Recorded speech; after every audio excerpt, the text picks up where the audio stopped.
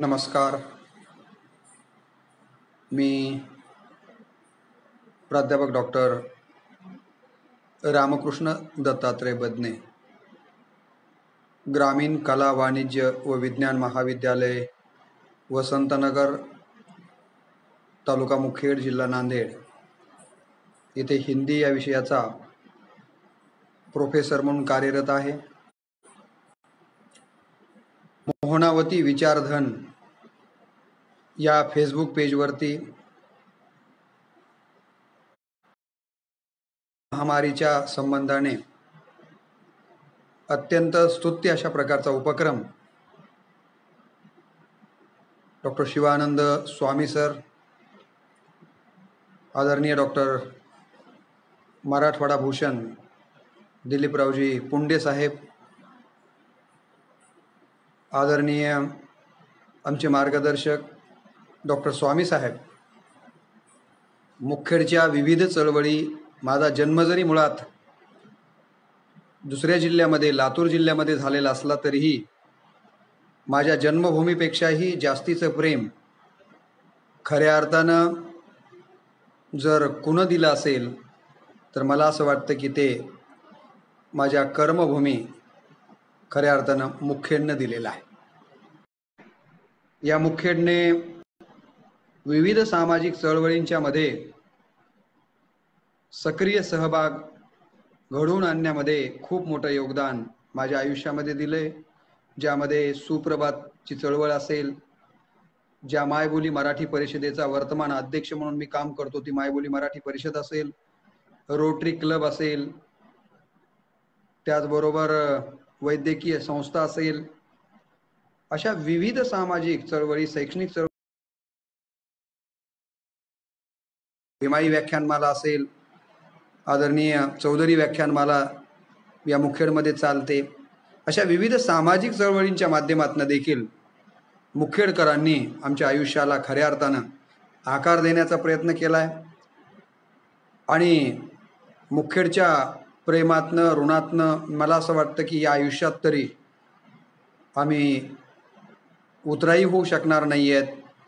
एवढं प्रेम मुखेड आणि मुखेडमधल्या ज्यांची मी नावं घेतली या सगळ्या महनीय व्यक्तींनी दिलेलं आहे. आणि म्हणून पहिल्यांदाच मी माझी कर्मभूमी, जिला मी माझ्या प्राणापेक्षाही महत्त्वाचं मानतो, त्या मोहनावतीला, मुखेडला आणि तिथल्या सगळ्या जनतेच्या प्रति मी कृतज्ञता भाव व्यक्त करतो. डॉक्टर शिवानंद स्वामींसारखा एक अत्यंत युवा डॉक्टर, जे की एका बेडीसारख्या अत्यंत छोट्या गावामध्ये जन्म घेऊन पुण्यासारख्या ठिकाणी, जिथं की आजच्या काळामध्ये किती मोठी स्पर्धा आहे, परंतु या स्पर्धेच्या युगामध्ये मुखेडचं नाव अभिनयाच्या क्षेत्रामध्ये, फिल्मोंगीच्या माध्यमातून जाहिरात क्षेत्रामध्ये मोठ्या प्रमाणात करतायत. मी डॉक्टर शिवानंदजी, त्यांच्या सौभाग्यवती यांचं देखील सुरुवातीलाच मनपूर्वक कौतुक करतो, अभिनंदन करतो आणि त्यांच्या भावी आयुष्यासाठी मनपूर्वक शुभेच्छा देतो.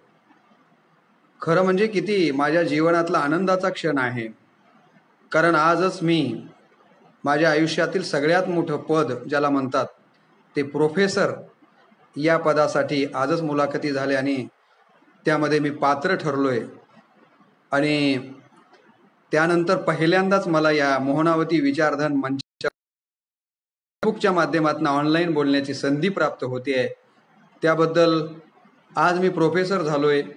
या यशात माझ्या मोहनावतीकरांचं, माझ्या संस्थेचं, आदरणीय कर्मवीर किशनरावजी राठोड साहेब असतील, आदरणीय कैलासवासी आमदार दलित मित्र गोविंदरावजी राठोड साहेब असतील, गंगाधररावजी राठोड, विद्यमान आमदार डॉक्टर तुषारजी राठोड साहेब असतील, आमचे डॉक्टर वीरभद्र हिमगिरे साहेबांसारखी माणसं असतील, या सगळ्यांच्या, डॉक्टर पुंडे साहेब असतील, प्रेमामुळं मला असं वाटतं की इथपर्यंत माझा प्रवास होऊ शकलाय.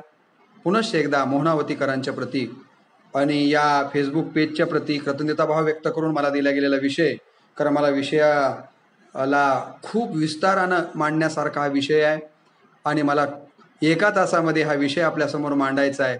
आणि त्यामुळं मला आपल्याला विनंती करायची आहे की माझा आवाज ऐकू येतोय का, याबद्दलची आपण जे पाहणारे आहात त्यांनी कृपा करून प्रतिक्रिया नोंदवा. बोलत असताना देखील काय वाटते त्याबद्दलच्या प्रतिक्रिया आपण नोंदवाव्यात आणि मला माझ्या बोलण्यासाठी आशीर्वाद द्यावा अशा प्रकारची अपेक्षा व्यक्त करून मला दिला गेलेला जो विषय आहे, करूया आरोग्याची वारी आणि हरू कोरोना महामारी, अशा प्रकारचा विषय मी घेतलेला आहे. खरं तर या पेजनं एक अत्यंत स्तुत्य अशा प्रकारचा उपक्रम, सुरुवातीला आपल्याला माहिती आहे की मोहनावतीमध्ये ज्यांचा जन्म झाला आणि जे आपल्या कार्यकर्तृत्वानं यशाच्या शिखरावरती जाऊन पोहोचलेत, अशा लोकांची अत्यंत चांगली मार्गदर्शनं या पेजवरती झाली. आणि त्यानंतर एक सामाजिक भान डोळ्यासमोर ठेवून या पेजच्या माध्यमातून आज जगाला भेडसावणारी जी महामारी कोरोना आलेली आहे, त्या कोरोनाच्या बद्दलचं एक प्रबोधन व्हावं, अवेअरनेस निर्माण व्हावा, या दृष्टिकोनातनं मागच्या काही दिवसापासून मला असं वाटतं की हा उपक्रम राबविला जातोय. पुनश्च एकदा संयोजकांचे मनपूर्वक आभार व्यक्त करतो. आणि मला दिला गेलेला विषय हा आरोग्याच्या संबंधानं आहे. मी आताच आपल्याला सांगितलं, कोरोना महामारीवर जर आपल्याला विजय प्राप्त करायचा असेल तर आपण आरोग्याची वारी केली पाहिजे, अशा प्रकारचा शब्दप्रयोग जाणीवपूर्वक या विषयाच्या अनुषंगानं आपण घेतलेला आहे. खरं म्हणजे हा विषय मी का निवडला, आपल्या सगळ्यांना माहिती आहे की सध्या सगळं जग कोरोना या महामारीनं त्रस्त झालेला आहे. आपण सगळे पाहतो आहेत की यातनं जर आपल्याला कोरोना होऊच नाही असं वाटत असेल तर काय केलं पाहिजे, याबद्दल आरोग्य ॲपच्या माध्यमातून केंद्र सरकार असेल, राज्य सरकार असेल, प्रिंट मीडिया असेल, इलेक्ट्रॉनिक मीडिया असेल, फेसबुकच्या माध्यमातून वेगवेगळ्या प्रकारची जागरूकता निर्माण करण्याचं काम मला असं वाटतं केलं जातंय. आणि त्यामध्येच आपणही कुठंतरी या मोहनावती विचारधांच्या माध्यमातून खारीचा वाटा उचलला पाहिजे, या उद्देशानं संयोजकांनी दिलेल्या संधीच्या निमित्तानं मी हा विषय आपल्यासमोर मांडण्याचा प्रयत्न करणार आहे. मुळात तर हा आजारच आपल्याला किंवा ही लागणच आपल्याला होऊ नये यासाठी निश्चितपणे आपण प्रयत्न केले पाहिजेत. परंतु दुर्दैवानं जर आपल्याला ही लागण झालीच तर याच्यातनं आपल्याला बरं कसं होता येईल, तर मला असं वाटतं की या कोरोना महामारीतनं बरं व्हायचं असेल तर त्याच्यासाठी आपल्याकडं काय असावी लागेल, तर आपल्याकडे असावी लागते इम्युनिटी, किंवा ज्याला आपण रोगप्रतिकारक शक्ती. तुम्हाला माहिती आहे की ज्यांच्याकडे रोगप्रतिकारक शक्ती चांगली आहे ते या आजारावरती मात करत असताना देखील आपण मोठ्या प्रमाणावर पाहतो आहोत. आणि म्हणून या कोरोनावरती जर आपल्याला, मला असं वाटतं, काय करायचं असेल, जर विजय प्राप्त करायचा असेल तर त्यासाठी आपलं शरीर आणि मन निरोगी असणं हे अत्यंत महत्त्वाचं आहे. आणि मग शरीर आणि मन जर आपल्याला निरोगी ठेवायचं असेल, आपली इम्युनिटी जर आपल्याला वाढवायची असेल, रोगप्रतिकारक शक्ती वाढवायची असेल आणि कोरोनाला जर हरवायचं असेल तर आपण काय करणं गरजेचं आहे, या विषयाचं चिंतन जितका वेळ मला उपलब्ध होईल तितक्या वेळामध्ये आपल्यासमोर मांडण्याचा मी प्रयत्न करणार आहे. आपल्याला पहिल्यांदाच मला सांगितलं पाहिजे की मी काही वैद्यकीय शाखेचा पदवीधर नाही आहे, मी कला शाखेचा डॉक्टर आहे. पण जे वाचलंय, जे ऐकलंय, जे चिंतन केलंय तेच मी या विषयाच्या अनुषंगानं आपल्यासमोर मांडणार आहे. माझ्या बंधू भगिनींनो, प्राचीन काळापासून आपल्याकडे आरोग्याचं महत्त्व सांगितलं गेलेलं आहे. आरोग्याला आपली भारतीय संस्कृती अत्यंत महत्त्वाचं स्थान देते. तुम्हाला माहिती आहे की आपल्याकडं प्राचीन काळामध्ये सांगितलं गेलं, सर्वेपि सुखिनः सन्तु सर्वे सन्तो निरामया सर्वे भद्राणि पश्यन्तु. आपल्या सगळ्यांना माहिती आहे की ही वेद उपनिषदांच्या पासनं काय सांगितलं गेलं की सर्वेपि सुखिनः सन्तु, या जगातली सगळी माणसं सुखी झाली पाहिजेत आणि सगळ्यांचं आरोग्य चांगलं राहिले पाहिजे, या प्रकारची भूमिका आपल्याकडे राहिलेली आरोग्याला महत्त्व आपल्या वेद आणि उपनिषदांच्या पासनं आपण दिलेलं आहे. तुम्हाला सगळ्यांना माहीत असेल की आमच्याकडं खेड्यातली माय माऊली जरी असली तर सायंकाळी जेव्हा त्या तुळशीच्या जवळ दिवा लावत असताना काय म्हटलं जात होतं, शुभं करोति कल्याणम आरोग्यम धनसंपदा शत्रुबुद्धी विनाशाय दीप ज्योती नमस्तुते. काय सुंदर खरंच आपली भारतीय संस्कृती आहे, लक्षात घ्या तुम्ही. काय सांगितलं होतं, एक अडाणी आई असणारी आई देखील आपल्या छोट्याशा बाळाच्या मनावर संस्कार करत असताना तुळशी जवळ असेल की देव्हाऱ्यामध्ये दिवा लावत असताना म्हणत होती, आरोग्यम धनसंपदा. हे बाळा, अरे आपल्या आयुष्यामध्ये सगळ्यात मोठं धन जर काय असेल तर लेकरा आपलं आरोग्य आहे. किती महत्त्वाचा संदेश मला असं वाटतं की या मुलाच्या मनावरती बिंबवण्याचा काम आमच्या संस्कृतीतली माय करताना आपल्याला दिसते. तुम्हाला माहिती आहे आरोग्याचं महत्त्व सांगताना सांगितलं गेलं, निरामय जीवनशैली आणि आरोग्याची गुरुकिल्ली, आरोग्याची गुरुकिल्ली म्हणजे काय, तर निरामय जीवनशैली असली पाहिजे. या प्रकारचा विचार देखील आपल्याकडे मांडला गेलेला आहे. आरोग्याचं महत्व विशद करताना सांगितलं गेलं, देही आरोग्य नांदते भाग्य नाही या परते. या जगामध्ये सगळ्यात भाग्यवान कोण, असं जर मला कोणी विचारलं तर मी म्हणेन, ज्याचं आरोग्य चांगलं आहे त्याचा इतका भाग्यवान या जगाच्या पाठीवर दुसरा कोणीही नाहीये. मी म्हणत नाहीये देही आरोग्य नांदते भाग्य नाही या परते. आणि हे आरोग्य कुठं नांदतं माझ्या बंधू भगिनींनो, हे आरोग्य नांदतं ते सुदृढ शरीरामध्येच नांदतं. सुदृढ शरीर असेल तिथं सुदृढ मन असतं, आणि शरीर आणि मन दोन्हीही सुदृढ असलं की मग तुमची इम्युनिटीची पावर, तुमची रोगप्रतिकारक शक्ती मोठ्या प्रमाणावर राहते. आणि मग कोरोनासारखी बिमारी मला असं वाटतं की तुमचं फार काही नुकसान करू शकत नाही. दुर्दैवानं ही जर आजार आपल्याला आलाच तर याच्यावरती मात करण्याचा सगळ्यात महत्वाचा उपाय जर काय असेल तर माझ्या बंधू भगिनींनो, ती आहे आपल्याकडे असावी लागते रोग प्रतिकारक शक्ती. मला जर कोणी विचारलं की या जगामध्ये सगळ्यात सुखी माणूस कोण आहे, या जगामध्ये सगळ्यात सुखी माणूस कोण आहे, तर मी मागं हिंदीमधल्या एका कवीच्या का संतांच्या ओळी वाचल्या होत्या, मला त्या फार आवडल्या. या विषयाच्या अनुषंगानं मुद्दाम शिवानंदजी डॉक्टर साहेब मी आपल्यासमोर मांडतोय. काय ओळी आहेत, जगात सर्वात सुखी कोण, तर एक हिंदीतला साहित्यिक म्हणतो, पहिला सुख निरोगी काया, दुसरा सुख घर में माया, तिसरा सुख पुत्र आज्ञाकारी, चौथा सुख बचन में नारी. आता म्हणणारा पुरुष असल्यामुळे बचन में नारी म्हणतो, म्हणणारी नारी असेल तर ती म्हणेल बचन में पुरुष. आपल्याला बाकीच्या ओळींचा अर्थ इथं पाहायचा नाहीये. या विषयाशी अनुषंगान असणारा विषय मी विचार इथं घ्यायचा आहे. कोणती ओळ घ्यायची आहे, पहिली ओळ घ्यायची आहे, पहिला सुख निरोगी काया.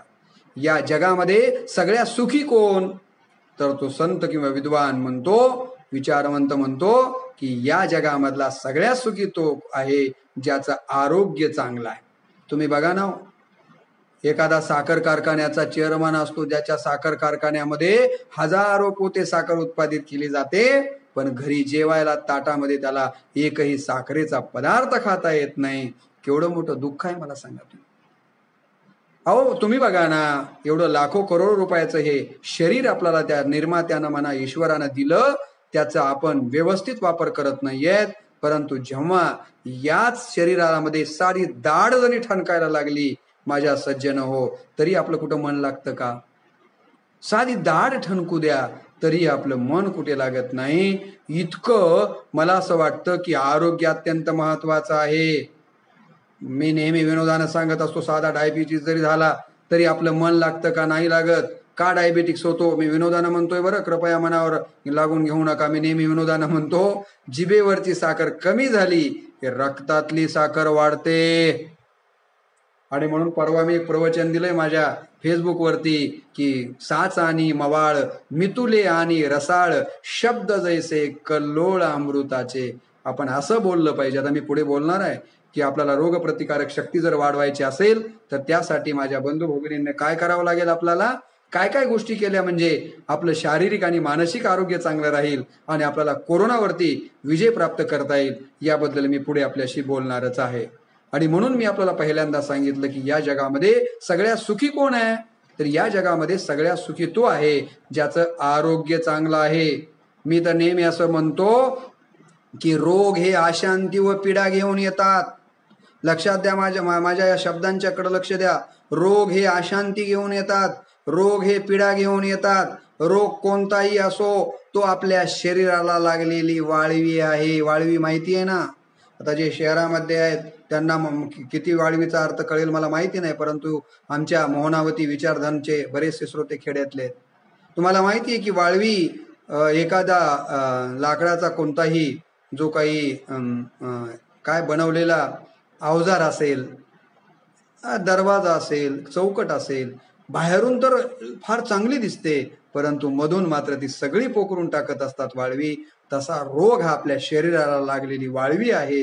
आणि म्हणून आपल्या जीवनातला कोणताही पुरुषार्थ जर आपल्याला प्राप्त करायचा असेल, आपल्या जीवनातलं कोणतंही ध्येय जर आपल्याला प्राप्त करायचं असेल तर माझ्या बंधू भगिनींनो त्यासाठी लागतं आपलं निरोगी शरीर आणि निरोगी मन. जोपर्यंत आपलं शरीर निरोगी असत नाही आणि मन निरोगी असत नाही तोपर्यंत आपल्याला खऱ्या अर्थाने ध्येयापर्यंत पोहोचता येत नाहीये. कारण शरीर जर रोगी झालं तर मला असं वाटतं की आपलं लक्ष विचलित होण्याची शक्यता असते. आणि म्हणून आपण नेहमी असं म्हणतो की माणसाच्या प्रगतीमध्ये अडसर कोण आहेत? माणसाच्या प्रगतीमध्ये अज्ञान हा अडसर आहे, माणसाच्या प्रगतीमध्ये अविद्या ही अडसर आहे, गरिबी अडसर आहे, शोषण अडचण आहे, अविवेक अडचण आहे, काय की नाही अडसर आहे, शत्रू आहेत आपण म्हणतो. परंतु मला जर कोणी विचारलं तर मी मानेन की या सगळ्यांच्या इतकाच नव्हे आणखीन एक काकणभर जास्त जर माणसाच्या प्रगतीमध्ये अडसर मोठा कोणता असेल तर तो माणसाच्या शरीराला जडलेला रोग आहे. परंतु या रोगाकडे खऱ्या अर्थानं आपण फार गांभीर्यानं पाहतोय असं दिसत नाहीये. आणि म्हणून मला आपल्याला एवढंच सांगायचंय की आरोग्य बिघडल्याच्या नंतर गोळ्या घेणं, डॉक्टरकडे जाणं, या सगळ्या गोष्टी करण्याच्या पेक्षा आपलं आरोग्यच बिघडणार नाहीये, आपलं शरीर चांगलं राहील, मन चांगलं राहील, यासाठी प्रयत्न करणं अत्यंत महत्वाचं आहे. आता मी तुम्हाला सरळ आणि सोपं आरोग्याच्या बद्दल बोलणार आहे. मला तुम्हाला प्रश्न विचारायचा आहे की आरोग्याला इंग्रजीमध्ये काय म्हणतात? आरोग्याला इंग्रजीमध्ये शब्द आलाय हेल्थ. आरोग्याला इंग्रजीमध्ये काय शब्द आला? आरोग्याला इंग्रजीमध्ये शब्द आलाय हेल्थ. आणि या हेल्थचाच मला असं वाटतं की विस्तार करून मी माझं भाषण संपवणार आहे. एवढ्याच एका हेल्थवरतीच मी या विषयाच्या अनुषंगाने आपल्याशी बोलणार आहे. एक गोष्ट लक्षात घ्या की आरोग्य म्हणजे काय? तर शारीरिक, मानसिक, सामाजिक दृष्टीनं व्यवस्थित आणि रोगमुक्त असण्याची अवस्था म्हणजे आरोग्य होय.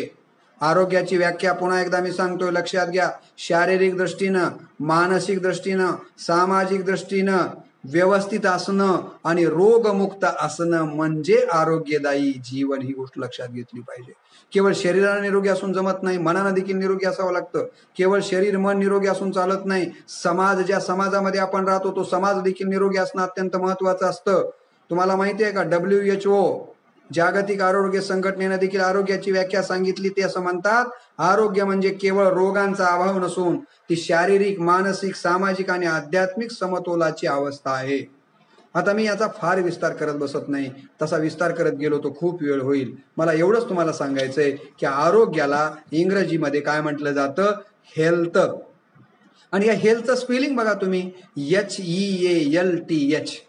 आता या एका वर्णाचा आपण विस्तार केला म्हणजे लक्षात येते की आपल्याला कोरोनावरती कशा प्रकारचा विजय आणि प्राप्त करता येतो आणि कशा प्रकारे आपली रोगप्रतिकारक शक्ती वाढवता येते. हेल्थ या शब्दामध्येच रोगप्रतिकारक शक्ती दडलेली आहे. ही गोष्ट थोडी बारकाईनं आपण लक्षात घेतली पाहिजे. कारण शब्दाचा विग्रह केल्याच्या नंतर अर्थ प्राप्त होता तो अनेक शब्द असे असतात. आता मी त्याच्याही विस्तारामध्ये जात नाहीये. पण पहिला जो शब्द मी तुम्हाला सांगितला हेल्थ म्हणजे आला एच. हेल्थ म्हणजे आरोग्य. आरोग्यामध्ये हेल्थमध्ये पहिल्यांदा कोणता वर्ण आला इंग्रजीतला? एच आला. एच या शब्दाचा जर विग्रह केला तर काय अर्थ प्राप्त होतो? एच पासून हेड तयार होतं, एच पासून हँड तयार होतो शब्द, एच पासून हॅबिट हावी शब्द तयार होतो. आता आपल्याला इथं कोणता घ्यायचा आहे आरोग्याच्या संबंधानं एचच्या साठी शब्द? तर मला इथं तुम्हाला हे सांगायचंय की आपल्याला इथं अर्थ घ्यायचा आहे एच म्हणजे हॅबिट. एच म्हणजे हेल्थ मधला एच काय सांगतो? तर हेल्थ मधला एच सांगतो तुम्हाला जर तुमचं आरोग्य चांगलं ठेवायचं असेल तर माझ्या बंधू भगिनींनो तुमची हॅबिट कशी आहे यावरती तुमच्या शरीराचं आरोग्य अवलंबून आहे. आलं का लक्षात मी काय बोलतोय ते? हॅबिट म्हणजे काय? हॅबिट म्हणजे सवय. मी तुम्हाला याचं सूत्र सांगतो, माणसाचा स्वभाव हा सवयीनं बनतो. आपला स्वभाव कशामुळे बनतो? सवयीनं बनतो. आणि सवय ही संगतीनं लागते. हे त्रिसूत्र लक्षात घ्या. संगत कशी आहे तुमची यावरती तुमची सवय अवलंबून आहे. आता इथं मी बोलू का नाही की पण जर ड्रिंकिंग करणाऱ्याची तुम्ही संगत केली तर तुम्हाला ड्रिंकिंगची सवय लागेल. सारखी तुम्ही ड्रिंकिंग करायला लागला, ड्रिंकिंग म्हणजे मी दारूच्या बद्दल बोलतोय बरं, कारण आपल्याला बरीच माणसं जी बिघडलेली आहेत की नाही, चांगले लेकरं बिघडलेली आहेत, ते कशामुळं? तर मला असं वाटतं की फार मी संत साहित्याचा अभ्यासक आहे. फार सुंदर संत तुकाराम महाराजांनी सांगितलं, ढेकणाच्या संगे हिराजो भंगला, कुसंगे नाडीला संत तैसा, साधू तैसा. अहो, असं सांगितलं गेले संत साहित्यामध्ये की एवढा अमूल्य हिरा, त्या हिऱ्याला किती जरी घणानं घाव घातला माझ्या सज्जनांनो तरी तो हिरा फुटत नाही.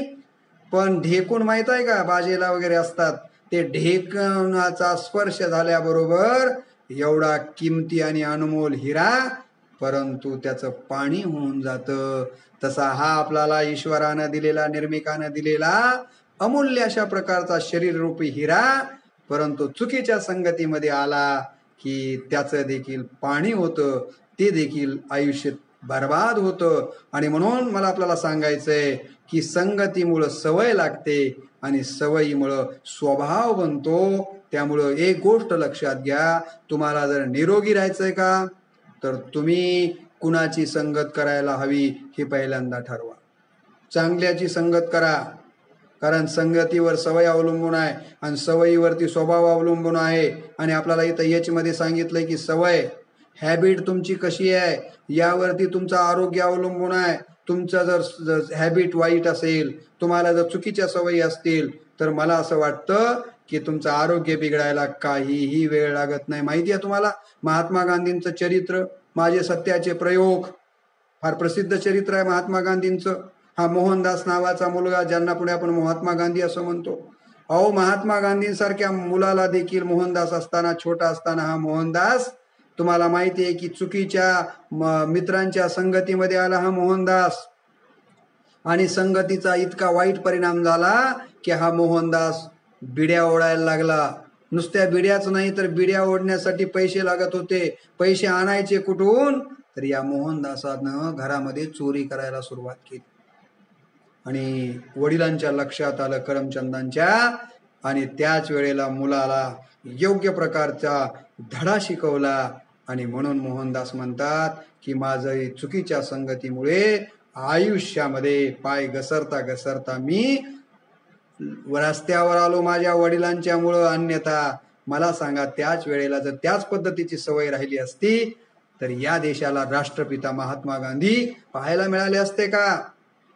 आणि म्हणून तुम्ही लक्षात घ्या की सवय, याच्यामधला हॅबिट ही अत्यंत महत्वाची आहे. आणि म्हणून माझ्या बंधू भगिनींनो, अट्टहासानं आपण चांगल्या सवयी लावून घेण्याचा प्रयत्न केला पाहिजे. आपल्या महाराष्ट्राचे माजी मुख्यमंत्री, उपमुख्यमंत्री, ज्यांचा आपल्या सगळ्यांना अभिमान होता, ज्यांना आपण आबा म्हणत होतो, आबा, किती चांगलं चारित्र्यवान नेतृत्व या महाराष्ट्राचं, परंतु एक तंबाखूची वाईट सवय लागली आणि माझ्या बांधवांनो, कॅन्सर सारख्या आजारानं आबासारख्या एका चांगल्या माणसाला हे जग सोडून जावं लागलं. म्हणजे चुकीची एक सवय आपलं आयुष्य उद्ध्वस्त करते, हे याचा विचार आपण करणार आहोत की नाही? म्हणून आरोग्यामध्ये तुम्हाला जर निरोगी राहायचंय का, तर आरोग्यातला याचा अर्थ आपण लक्षात घेतला पाहिजे. अहो, उशीरपर्यंत जागणे ही एक चुकीची सवय आहे की नाही मला सांगा? बऱ्याच लोकांना सकाळी फार उशीरपर्यंत झोपणे चुकीच्या सवयी आहेत. तुम्ही बघा ना, प्रकृतीमध्ये पक्षी पहाटे 4ला उठून जातात आणि सायंकाळी 7ला परत येतात. मी तर नेहमी सांगत असतो, या देशातले जवळपास अर्धे प्रश्न समाप्त होतील जर माणसं सकाळी पहाटे उठतील आणि संध्याकाळी 7ला आपापल्या घरात राहतील ना. तर मला असं वाटतं की या जगातले अनेक प्रश्न मिटतील. परंतु अलीकडे आपण पाहतो आहोत, माणसं उलट वागायला लागलेली आहेत, रात्रभर बाहेर आणि दिवसभर घरात. ह्या चुकीच्या सवयी तुमचं आरोग्य बिघडवण्यासाठी मला असं वाटतं कारणीभूत ठरतात. आणि म्हणून तुम्ही चांगल्या सवयी लावून घ्या. शिस्तीची सवय लावा, व्यायामाची सवय तुम्ही लावून घेतली पाहिजे, स्वावलंबनाची सवय तुम्हाला असली पाहिजे. आणि म्हणून याच्यामधला हॅबिटचा विचार आपण या निमित्तानं केला पाहिजे, असं मला या ठिकाणी आपल्याला सांगायचं आहे. तुमचं शरीर जर तुम्हाला निरोगी ठेवायचं असेल, निरोगी शरीर राहिलं तर तुमची इम्युनिटी वाढेल. तुमची इम्युनिटी वाढली तर कोरोनाचा तुमच्यावर काहीही प्रभाव होणार नाही. त्यासाठी पहिला मंत्र लक्षात घ्या, तो म्हणजे हॅबिट. तुम्हाला चांगल्या सवयी लावून घेण्याचा प्रयत्न केला पाहिजे. आता आपल्याकडे वेळ कमी असल्यामुळे पुढे जाऊया. ई म्हणजे या हेल्थमध्ये ई आलेला आहे. या ईचे अर्थ आपल्याला या ठिकाणी पाहिजे. ई पासून काय शब्द बनतात? तो ई पासून इंग्रजीमध्ये बनतो एक्झामिनेशन किंवा एक्झाम. ई पासून अनेक शब्द बनतात. आपल्याला इथं जो पाहिजे तो ई पासून दुसरा एक शब्द बनतो एक्झरसाइज. आणि आपल्याला हेल्थ मधला ई सांगतो एक्झरसाइज इज मस्ट. तुम्हाला जर आरोग्यदायी शरीर आणि आरोग्यदायी मन प्राप्त करायचं असेल तर माझ्या सज्जन हो, तुम्हाला काय करावं लागेल? Exercise is must. जीवनाची एक्झाम म्हणजे जीवनाची परीक्षा उत्तीर्ण करायची असेल तर एक्झरसाइज इज मस्ट. व्यायाम हा अत्यंत महत्वाचा आहे. याकडे तुम्हाला पाहिजे. खेड्यातल्या एका बाईनं आरोग्याचा मंत्र सांगितला होता. तेवढा मंत्र मला असं वाटतं की आपण शिकलेल्या माणसांनी जर आपल्या आयुष्यामध्ये उतरविला ना तर आपण निरोगी राहू शकतो. ती किती सुंदर मंत्र सांगते बघा. ती म्हणते, एक पट खाणे, दुप्पट चालणे, तिप्पट पाणी पिणे, चौपट हसणे आणि 5 पट आरोग्यदायी बनणे. आवडत असेल तर अंगठे फिंगटे दाखवा, काही प्रतिक्रिया नोंदवा, म्हणजे मलाही बळ मिळेल बोलत असताना. खूप तुम्ही मोठ्या प्रमाणावर हे व्याख्यान श्रवण करतात, त्याबद्दल पुनश्च एकदा तुमच्या प्रति कृतज्ञता भाव व्यक्त करतो. काय म्हणते? तर एक खेड्यातली अशिक्षित बाई म्हणते, काय म्हणते? ती म्हणते की तुम्हाला आरोग्यदायी राहायचंय का, तर त्यासाठी तिने एक मंत्र सांगितला. ती म्हणाले, 1 पट खा, दुप्पट पाणी प्या, तिप्पट चाला, चौपट हसा आणि 5 पट आरोग्यदायी बना, आनंदी बना, आरोग्यदायी बना. खरं सांगा, आपण हे मंत्र पाळतो का? 1 पट खातो का आपण आणि दुप्पट पाणी पितो का? नाही, आपलं उलट आहे. आपण दुप्पट खातो आणि 1 पट पाणी पितो. आणि इथंच आपला गडबड घोटाळा आरोग्याच्या संबंधानं होतो. आता तिसरं सांगितलं तिनं, तिप्पट चाला. आजकालची मुलं 2 व्हीलरवर 4 व्हीलरवरच फिरताना दिसतात. चालताना आणि पळताना कोणी दिसतच नाही. काय किंवा एखाद्या वेळेस कुत्र मागं लागल्यासच कोणी पळाला असेल तर, किंवा एखादा साप दिसाल्यासच कोणी पळाला असेल तर. युवकांनो, तुम्हाला जर खऱ्या अर्थानं आरोग्यदायी व्हायचं असेल, सगळ्यांनाच मी सांगणार आहे की आपण दररोज चाललं पाहिजे. किती पट? तिप्पट चाललं पाहिजे. तरच आपण आरोग्यदायी शरीर आणि मन ठेवू शकणार आहोत.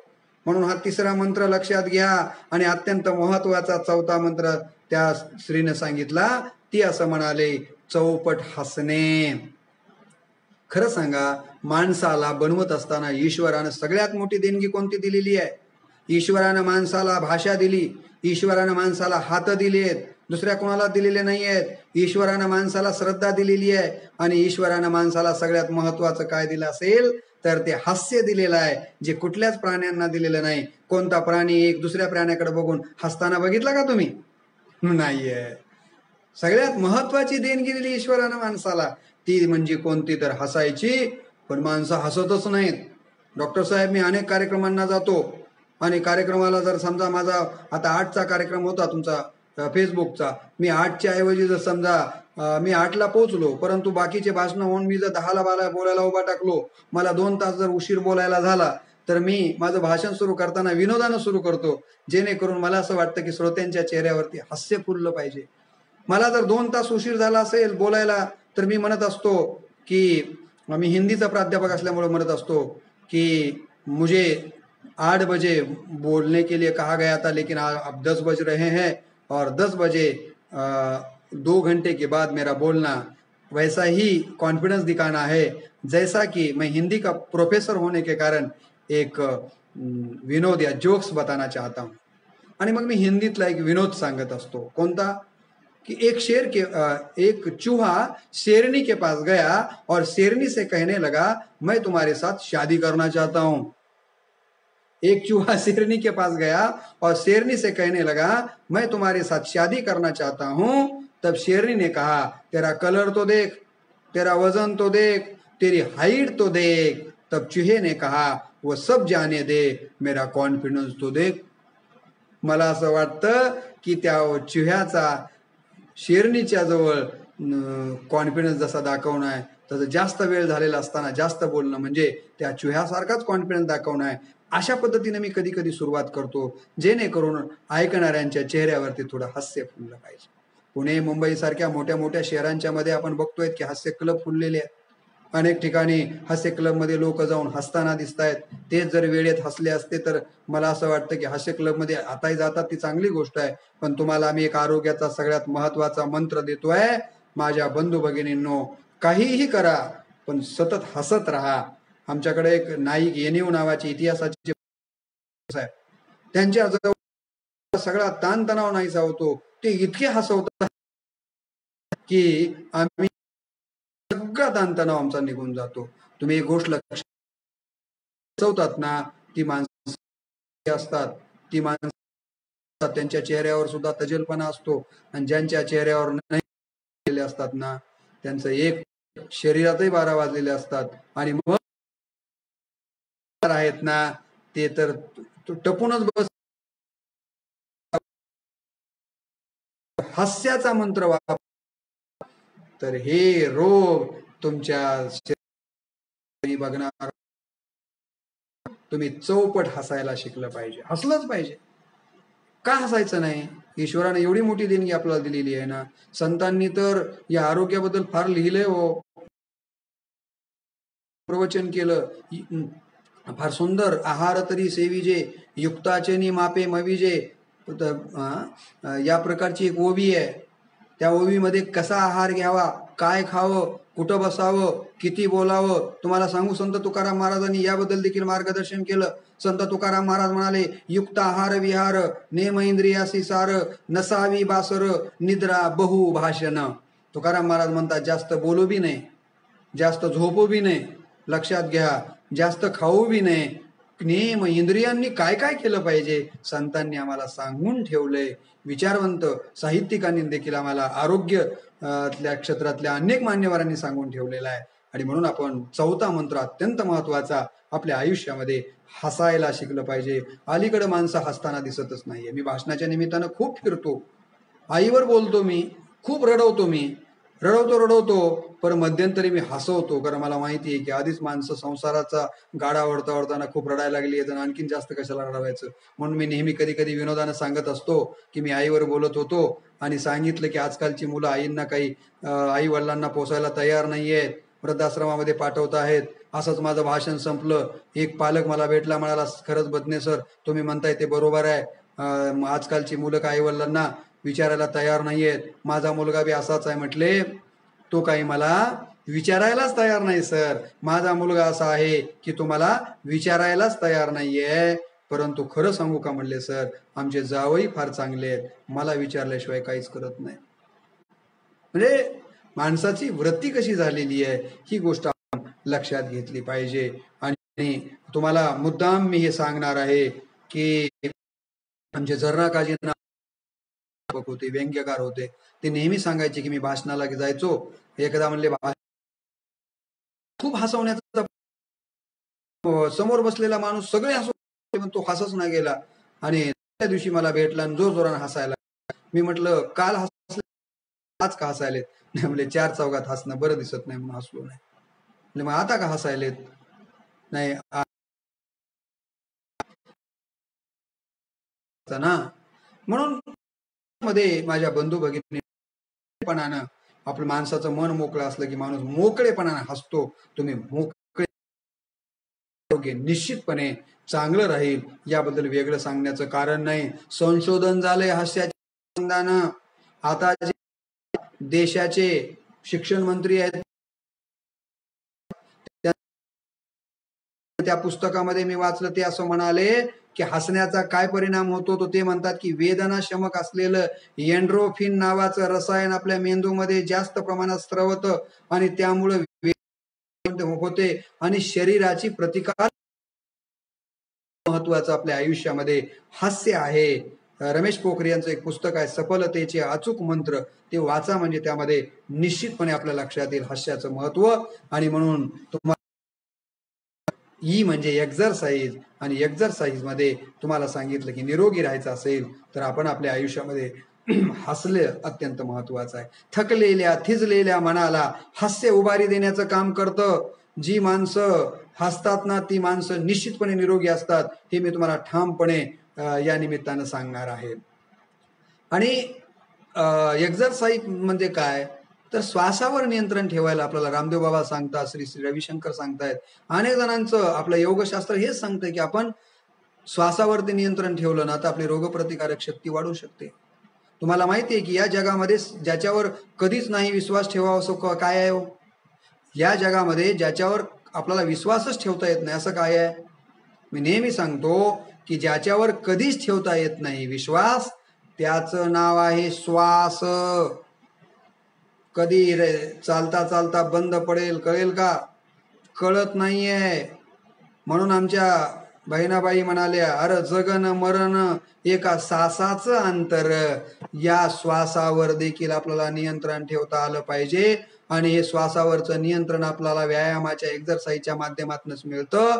आणि म्हणून HE म्हणजे एक्झरसाईज, ही गोष्ट माझ्या सज्जन हो आपण लक्षात घेतली पाहिजे. मुद्दाम मी तुम्हाला उदाहरण सांगणार आहे. जगामधला एक प्रसिद्ध हृदयरोग तज्ञ आहे, जगातला जागतिक स्तरावरचा प्रसिद्ध हृदयरोग तज्ञ आहे मायकेल मिलर नावाचा. नाव सांगतोय मी तुम्हाला, मायकेल मिलर नावाचा. तो काय म्हणतो की आपलं हृदय जर आरोग्यदायी राहायचं असेल तर काय केलं पाहिजे? 3 गोष्टी आपण पाळल्या पाहिजेत. तुमची इम्युनिटी तुम्हाला वाढवायची आहे का? तुम्हाला कोरोनावरती विजय प्राप्त करायचा आहे का? या महामारीच्या काळामध्येही तुमचं हृदय चांगलं ठेवायचं आहे का तुम्हाला? तर मायकेल मिलर म्हणतो 3 गोष्टी सांभाळा, तुमचं आरोग्य चांगलं राहू शकतं. कोणत्या 3 गोष्टी तुम्ही सांभाळल्या पाहिजेत? तर त्याचं म्हणणं असं आहे की दररोज व्यायाम करा. मी आता सांगितलेलं ही म्हणजे एक्झरसाईज. दुसरं त्यानं सांगितलंय की खाणं पिणं सांभाळा. मी आता यापूर्वी सांगितलं, 1 पट खा आणि 2 पट पाणी प्या. खाणं पिणं सांभाळा. काय खाल्लं पाहिजे, किती खाल्लं पाहिजे, कसं खाल्लं पाहिजे, हे दुसरा मंत्र सांगितलाय मी नाही. जागतिक हृदयरोग तज्ञ मायकेल मिलर म्हणतो. दुसरी गोष्ट काय? खाणेपिणे सांभाळा. आणि तिसरी ज्याचा उल्लेख मी यापूर्वी केला, मनमुराद हसा. मनमुराद पद्धतीने हसलं पाहिजे हो. खरंच त्याला दिलदार माणूस म्हटलं जातं जो हसतो तो. या 3 गोष्टी आपण पाळल्या पाहिजे. नियमित व्यायामामुळे तुमचं आरोग्य, नियमित एक्झरसाईजमुळे तुमचं आरोग्य चांगलं राहू शकतं. याच्याबद्दलचं एक प्रसिद्ध उदाहरण मी परवा वाचलं, ते आपल्याला मुद्दाम देणार आहे. मुखेल आमच्या चौधरी व्याख्यानमालेमध्ये महाराष्ट्रातले फार मोठे मराठी साहित्य संमेलनाचे अध्यक्ष राहिलेले साहित्यकार आले होते, ज्यांचं नाव आहे उत्तम कांबळे.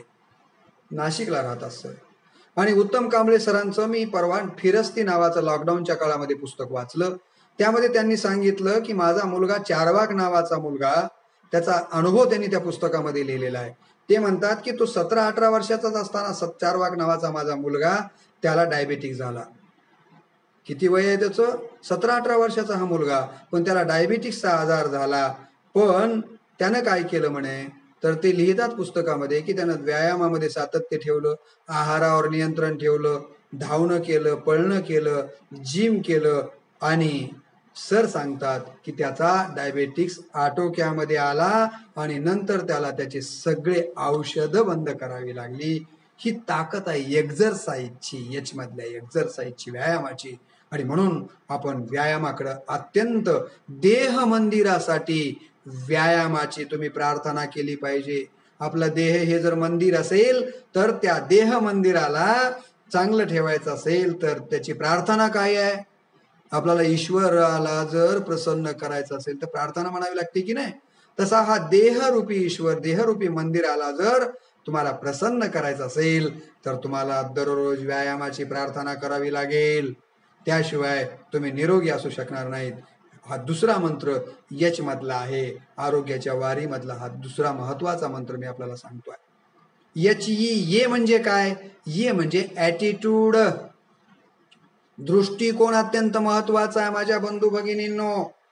माणसाच्या जीवनाला खऱ्या अर्थानं पुढे घेऊन जाणे किंवा मागे घेऊन येण्याचं कारण जर कोण असेल तर तो दृष्टिकोन आहे. हा दृष्टिकोनच आपलं आयुष्य घडवत असतो, जीवन घडवत असतो. उद्या तुम्ही कोण होणार आहात हे आज तुम्ही कोणता दृष्टिकोन ठेवून जगता यावर अवलंबून आहे. ही गोष्ट लक्षात घ्या. तुम्हाला माहिती आहे की व्यक्तिमत्व विकासावरची भाषणं देणारे अनेक मान्यवर सांगत असतात भाषणामध्ये, एखादा ग्लास काचाचा घेतात आणि अर्धा भरलेला असतो. श्रोत्यांना विचारतात की सांगा या ग्लासामध्ये पाणी किती आहे? ज्याचा निगेटिव्ह दृष्टिकोन आहे तो म्हणतो अर्धा रिकामा आहे, ज्याचा पॉझिटिव्ह दृष्टिकोन आहे तो म्हणतो अर्धा भरलेला आहे.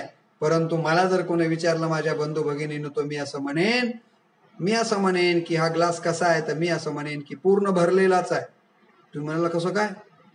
ज्याचा संपूर्णपणे पॉझिटिव्ह दृष्टिकोन असतो की नाही तो काय उत्तर देतो बघा. ज्याचा निगेटिव्ह असतो तो अर्धा रिकामा आहे म्हणतो, ज्याचा पॉझिटिव्ह असतो तो अर्धा भरलेला आहे म्हणतो. पण ज्याचा अत्यंत निरोगी दृष्टिकोन आहे, अत्यंत सकारात्मक दृष्टिकोन आहे, त्याला जर विचारलं हा ग्लास कसा आहे तर तो म्हणेन की तो पूर्ण भरलेलाच आहे.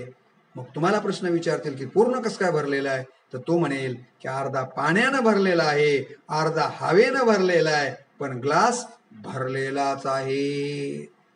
मला असं वाटतं की याला म्हणतात सकारात्मक दृष्टिकोन, आणि तो दृष्टिकोन अत्यंत महत्वाचा आहे. तुम्हाला माहित असेल की या जगामध्ये जी जी म्हणून मोठी माणसं झाली, या सगळ्या मोठ्या माणसांचे दृष्टिकोन कसे होते हो? सकारात्मक होते म्हणूनच मोठे झाले ना. थॉमस अल्वा एडिसनने ज्या बल्बचा शोध लावला, 999 वेळा त्याला अपयश आलं. 999 वेळा अपयश आलं, तरी परंतु तो खचला नाही. तो प्रत्येक वेळेला म्हणत होता की याच्यातनं मी काहीतरी शिकतोय, आणि 1000व्या वेळेला त्याला यश प्राप्त झालेला आहे. आणि म्हणून या जगात जे जे काही प्राप्त झालं ज्यांना, त्यांना काही एका दिवसात आणि एका घंट्यात प्राप्त झालेलं नाहीये. महापुरुष काही आभाळातनं खाली पडत नसतात की जमिनीतनं उगवत नसतात. माझ्या बंधू भगिनींनो, त्यांच्याकडे सगळ्यात महत्वाचं काय असतं? तो सकारात्मक दृष्टिकोन असतो. मी हिंदीचा प्राध्यापक म्हणून नेहमी सांगत असतो माझ्या मुलांना, असफलता एक चुनौती है, स्वीकार करो. क्या कमी रही गई देखो और सुधार करो. जब तक सफल न हो नींद चैन को त्यागो तुम. संघर्ष का मैदान छोड़ मत भागो तुम. कुछ किए बिना जय जयकार नहीं होती. कोशिश करने वालों की हार नहीं होती. आमचे डॉक्टर शिवानंद स्वामी बेळीसारख्या छोट्या खेड्यामध्ये जन्माला आले. त्यांचे वडील राजलिंग स्वामी साहेब खूप चांगली प्रॅक्टिस मुखेडला करतात, परंतु एका त्या मानानं मुखेड फार मोठं शहर नाही आहे, पण एका खेड्यातला डॉक्टर शिवानंद नावाचा युवक जिद्द मनाच्या ठिकाणी बाळगतो की नाही, मला अभिनयाच्या क्षेत्रामध्ये काम करायचंय, मला जाहिरातीच्या क्षेत्रामध्ये काम करायचंय. झोकून देतात त्या कामामध्ये. आज पुण्यामध्ये एक चांगलं नावलौकिक प्राप्त करतात. होत नाही का? हे होतंय माझ्या बांधवांनो. त्यासाठी तुम्हाला सकारात्मक, आपलं कसं असतं, सकाळी घराच्या बाहेर पडण्याच्या आधीच घरात बायकोला म्हणायचं, होय ग, एसटी मिळेल म्हणून मला काही वाटत नाही बाबा, माझं काही काम होईल म्हणून मला काही वाटत नाही बाबा. अरे, निघण्याच्या अगोदर पासूनच तू जर नकारात्मक विचार करत असशील तर ती ऊर्जा तुमच्या शरीरामध्ये निरोगीपणाची ऊर्जा निर्माण करायची. तुम्ही महाभारताची कथा माहित असेल ना. महाभारतामध्ये सर्वाधिक शक्तिवान, अर्जुनापेक्षा शक्तिवान कोण होतं? अर्जुनापेक्षाही शक्तिवान महाभारतामध्ये जर कोण होतं तर तो होता, तुम्हाला माहिती आहे, सावंतांचं पुस्तक तुम्ही वाचलं असेल, मृत्युंजय. वाचलं म्हणजे लक्षात येतं करतो आणि अर्जुन विजयी होतो. त्याची अनेक कारण आहेत, अनेक कारण आहेत. त्यातलं एक कारण आहे कोणतं? शल्याच्या मुळे कर्ण अपयशी ठरला. माहिती आहे ना तुम्हाला? शल्य कोण आहे? नकुल सहदेवांचा सक्का मामा आहे, पांडवांचा मामा आहे. कोण? शल्य. पण सारथी कुणाचा झालाय? कर्णाचा झालाय. कौरवांच्या बाजूने लढतोय तो. जेव्हा पांडवांनी विचारलं की मामा, तुम्ही आमचे मामा असून कौरवांच्याकडनं लढता आहात, काय प्रकार आहे? तेव्हा शल्य म्हणाला, मी लढत जरी शरीरानं कौरवांकडनं असलो तरी मनानं तुमचाच विजय व्हावा या प्रकारचा विचार करतो आहे. माझ्या बंधू भगिनींनो, तेच काम केलं शल्यानं. काय केलं माहिती आहे तुम्हाला? कर्णाच्या रथाचा सारथी झाला शल्य, आणि प्रत्येक वेळेला शल्य कर्णाला म्हणत होता, बाबा बाबा बाबा, काय अर्जुनाच्या अंगात शक्ती आहे, तुला काय त्यानं जमू देतय? बाबा बाबा बाबा, बघा त्याचा गांडीव, काय तो धनुर्धारी आहे, अर्जुनासारखा या जगामध्ये कोणी सर्वश्रेष्ठ नाहीये. कर्णा, तुला काय जमतंय, तू काय करू शकतोस? प्रत्येक वेळेला कर्णाचं मन खच्ची करण्याचं काम कुणा केलं? शल्यानं केलं. आणि म्हणून कर्ण पराभूत होण्यामध्ये जी अनेक कारण आहेत ना, त्यामध्ये कर्णाच्या मनात निगेटिव्ह विचार निर्माण करण्याचं काम ज्या शल्यानं केलं, ते निगेटिव्ह विचार देखील कर्णाला पराभूत करून गेले. ही गोष्ट लक्षात घेतली पाहिजे आपण महाभारताकडनं. मी अशी कितीतरी उदाहरणं तुम्हाला देईन, पण आता आपल्याकडे वेळ कुठं आहे? मला वाटतं ते बघा, 10-15 मिनिट राहिले येतात, आणि आपल्याला तर विषय फार सुंदर आणि खूप विस्तारानं मांडायचा होता, परंतु मला असं वाटतं की आता तो विषय वेळेअभावी मांडता येईल असं वाटत नाहीये. पण मी आपल्याला जितकं होईल तितकं आणखी 10-15 मिनिटात सांगण्याचा प्रयत्न करेल. मला एक गोष्ट तुम्हाला म्हणायची आहे की तुम्ही सतत सकारात्मक राहा. होय, मीच करणार आहे, माझ्यानंच होणार आहे, त्याच्यासाठीच तर माझा जन्म आहे. माझा चेहरा या जगात सगळ्यांच्या पेक्षा वेगळा आहे की नाही? म्हणजे या ईश्वरानं मला काहीतरी वेगळं करायलाच पाठवलंय, पण ते चांगलं करायला पाठवलंय, समाजोन्नतीसाठी पाठवलेलं आहे. मी ते करणारच आहे. मी नाही करणार तर कोण करेल? होय, माझ्यानंच होणार आहे, मीच करणार आहे, असं म्हणत राहा ना. सध्या तुम्ही सतत मनाला प्रोत्साहन देत राहा ना, प्रबलन देत राहा ना. बघा बरं हे होतंय की नाही. आपण नेहमीच म्हणतो स्वभावाला औषध नसतं. नाही, आपण उलट म्हणा ना, स्वभावाला औषध असतं. आपण नेहमी म्हणतो 16वं वरीस आपल्याकडे लहानपणापासून आपल्या मनावर बिंबवलंय 16वं वरीस धोक्याचं. पण असा विचार करा की 16वं वरीस मोक्याचं. संत ज्ञानेश्वरांनी 16व्या वर्षामध्ये ज्ञानेश्वरी लिहिली. छत्रपती संभाजी महाराजांनी देखील आपला पराक्रम 16व्या वर्षामध्ये दाखवायला सुरुवात केली. छत्रपती शिवरायांनी देखील 16व्या वर्षामध्ये पराक्रम दाखवलं. कितीतरी 16 वर्षामध्ये माणसं फार मोठी पराक्रमी त्या दृष्टीनं पुढे गेलेले आपल्याला दिसतात. आणि म्हणून धोक्याचं म्हणू नका ना, मोक्याचं म्हणा. मोक्याचं म्हणणं म्हणजे सकारात्मक दृष्टिकोन ठेवणं आहे. आणि हा दृष्टिकोन मला असं वाटतं की आपल्याकडे असणं अत्यंत महत्वाचं आहे. आणि तुम्हाला एक सांगून जातो, त्या दुर्गुणांच्याकडे पाहू नका. नाही हो, चांगलं बोलला माणूस, पण काय तेवढं म्हणा ना. काय होतं माहित आहे का, आपल्याला सवय असते दुर्गुण. या जगात जन्माला आलात ना तुम्ही, 99 जरी गुण असले तरी एक दुर्गुण असणार आहे की नाही. मग आपलं कसं होतं की त्या दुर्गुणाकडची चर्चा आपण जास्त करतो. पहिल्यांदा आपल्याला ठळकपणे काय दिसतो, दुर्गुण दिसतो. दिसू देऊ नका, सद्गुण बघायला शिका. आणि दुर्गुण बघणाऱ्याची संगतीपासून कोसो दूर राहा. लक्षात घ्या, चांगलं बोला, नम्र राहा, कृतज्ञता बाळगा. ज्याच्यापासून आपण मोठे झालोत ना, ज्यांच्या आपल्यावर उपकार आहेत ना, त्यांच्या प्रती कृतज्ञता बाळगली पाहिजे ना. म्हणून मी सुरुवातीला म्हटलं की मोहनावतीकरांची प्रति मी कृतज्ञता व्यक्त करतो. लक्षात घ्या, नम्र झाला भूता तेने कोंडिले अनंतास आपल्याकडे म्हटलंय. महापुरे झाडे जातीन तेथे लवाळे राहती. आपल्याकडे असं म्हटलं, विद्या विनयन शोभते. आमच्याकडे महात्मा बसवेश्वरांचा एक फार छान विचार सांगितला गेलेला आहे. महात्मा बसवेश्वर म्हणतात, गाय दूध कुणाला देते, पायाजवळ बसणाऱ्याला देते की पाठीवर बसणाऱ्याला देते? पायाजवळ काशीजवळ बसणाऱ्याला दूध देते. तुम्हालाही जर ज्ञानरूपी अमृत प्राशन करायचं असेल ना, नम्र राहायला शिकलं पाहिजे माझ्या बांधवांनो. नम्रता ही अत्यंत महत्वाची आहे. नाहीतर आजकाल इकडे काय झालं, शिकलेली माणसं शिकून नम्र होण्याऐवजी नम्री बनली. नम्री बनू नका, नम्र व्हा, चांगलं बोला. निश्चितपणे तुमच्या मनामध्ये सकारात्मक विचार आल्याशिवाय राहणार नाही. आणि म्हणून तुम्हाला मुद्दाम मी सांगितलं HEA म्हणजे ॲटिट्यूड. ॲटिट्यूड म्हणजे दृष्टिकोन, आणि दृष्टिकोन हा तुमचा सकारात्मक असला पाहिजे. हा तिसरा विचार मुद्दाम मी आपल्यासमोर मांडण्याचा प्रयत्न केलेला. त्यानंतर HEA म्हणजे काय? यल म्हणजे लव, लव म्हणजे प्रेम. मी तुम्हाला काय काय सांगतोय बघा. H म्हणजे हॅबिट, हॅबिट म्हणजे सवय. सवयी जर चांगल्या असतील तर तुमचं आरोग्य चांगलं राहील. हे मला याच्यातनं सांगायचंय. आरोग्य चांगलं राहील तर तुम्ही कोरोनावरती, महामारीवरती विजय प्राप्त करू शकतो, हे मला पहिल्यांदा सांगायचं होतं. E म्हणजे एक्झरसाइज, व्यायाम तर सगळीकडे सांगितला जातोय. आयुर्वेद बी तेच सांगतंय, इकडचे डॉक्टर आहेत तेच सांगतात की तुम्हाला सगळ्यात इम्युनिटी वाढवावी लागेल. इम्युनिटी वाढवायची म्हणजे शरीराला तुम्हाला तंदुरुस्त ठेवावं लागेल. आणि ठेवण्याचा सगळ्यात महत्वाचा उत्तम मार्ग म्हणजे काय आहे, तर तुमची एक्झरसाइज अत्यंत महत्वाची आहे. आणि म्हणून कोरोनावरती विजय प्राप्त करायचा असेल तर तुम्ही व्यायाम केला पाहिजे, एक्झरसाइज केलं पाहिजे. हे दुसरा मंत्र आपण बघितला, दुसरे मार्ग तुम्हाला मी सांगितला. आणि तिसरा HEA म्हणजे ॲटिट्यूड, सकारात्मक दृष्टिकोन ठेवा. निश्चितपणे तुमच्या मनातली ऊर्जा सकारात्मक राहील आणि रोग तुमच्या शरीरावरती आक्रमण करणार नाहीत. आणि आक्रमण जरी केली तरी तुमच्या अंतःकरणातली, तुमच्या मनाची, शरीराची जी ऊर्जा निर्माण झालेली आहे ना सकारात्मकतेची, तर ते तुमच्या रोगांना तुमच्या शरीरात शिरकाव करू देणार नाहीत. आणि म्हणून HEA पर्यंत आपण आलो. यल म्हणजे काय? यल म्हणजे लव, लव म्हणजे प्रेम. मानवी जीवनाचा सर्वोच्च महत्वाचा जर शिखर काय असेल तर ते प्रेम दिलं पाहिजे आणि प्रेम घेतलं पाहिजे. आमचे कबीरांना विचारलं की सगळ्यात जगात पंडित कोण? फार सुंदर उत्तर दिलं कबीरांनी. कबीर म्हणा, पंडित भयानक कर प्रेम का पळासो पंडित होय. कोण पंडित आहे या जगामध्ये? ज्यानं प्रेम अक्षर आपल्या आयुष्यामध्ये उतरविले ना, तो या जगामध्ये सगळ्यात जास्त विद्वान आहे. आणि म्हणून आयुष्यामध्ये प्रेमाला अत्यंत महत्व आहे. आम्हाला पाणी देतात, पक्षी आम्हाला गाणी देतात, वारा श्वास देतो, फुलं वास देतात, माती माया देते, वृक्ष छाया देतात. तर आपण माणूस म्हणून माणसाला प्रेम द्यायला आणि प्रेम घ्यायला शिकलं पाहिजे. माणूस आहोत ना आपण, तर आपण प्रेम दिलंही पाहिजे आणि प्रेम घेतलं पाहिजे.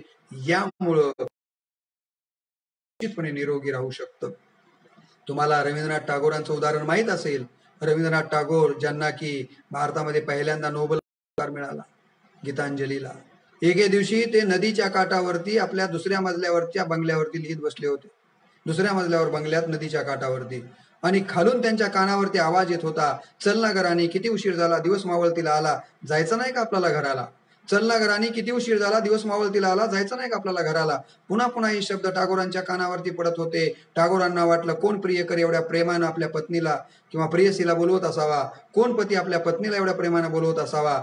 पुन्हा पुन्हा हे शब्द कानावर पडत असल्यामुळे टागोरांनी लेखन सोडलं, खिडकीला आले आणि त्या आवाजाच्या दिशेनं पाहिलं आणि कपाळामध्ये मारून घेतलं आणि म्हणाले, वाह क्या बात है.